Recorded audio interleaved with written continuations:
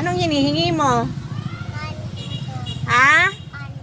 Kaunting tulong. Eh, nasaan si nanay mo? Lola na lang. Lola na lang. Nasaan si nanay mo? Patay na po. Patay na.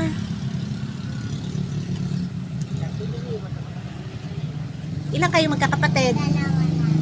Dalawa lang. Eh, nasaan si kapatid mo? Andun po lang Wala bang trabaho si tatay mo? Hindi po namin alam po saan po.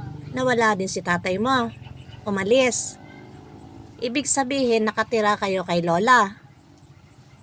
Si lola mo, may lolo pa. Ay, may lolo pa kayo. Wala po. Wala rin. Wala lang po. Si lola lang. Saan kayo sa Lungos Kalumpit? Sa may po, lalagpas ka po ng kanto. Hindi po yung yung kaaralan po na kulay blue. Ay, Lungos Kalumpit. Dito pala. Dito, sa may, dadaan ka dito sa may, sa may subdivision ng, ano bang subdivision yan? San Jose subdivision. Doon? Saan dumandang inyo? Bukid? Hindi po. Si lola mo na lang ang nagpalaki sa inyo.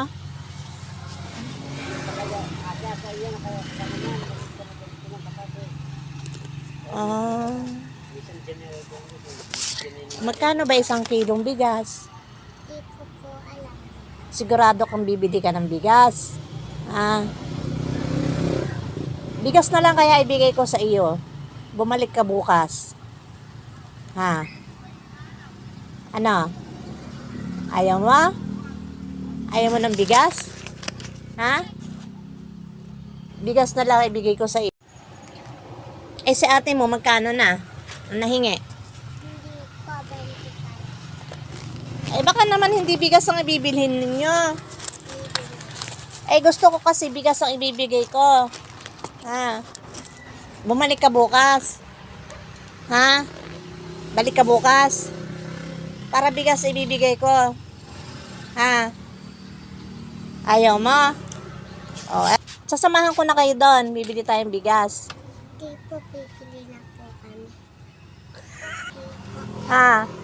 Niloloko mo ata ako eh. Ha? Baka hindi bigas ang bibilhin mo.